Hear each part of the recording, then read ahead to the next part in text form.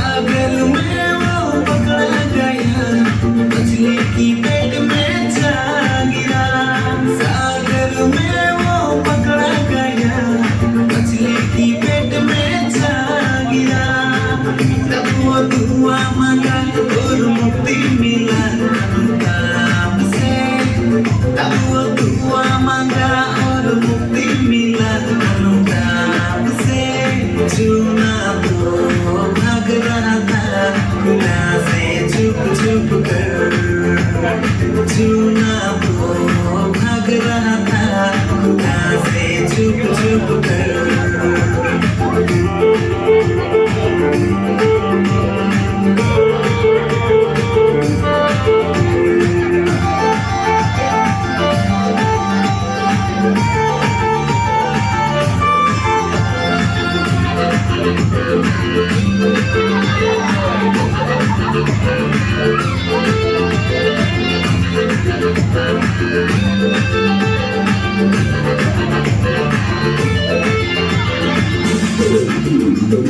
जहाज में वो पकड़ा गया, मछली की पेट में जा गिरा।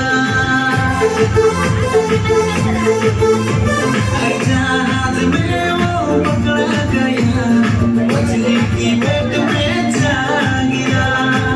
तब वो दुआ मांगा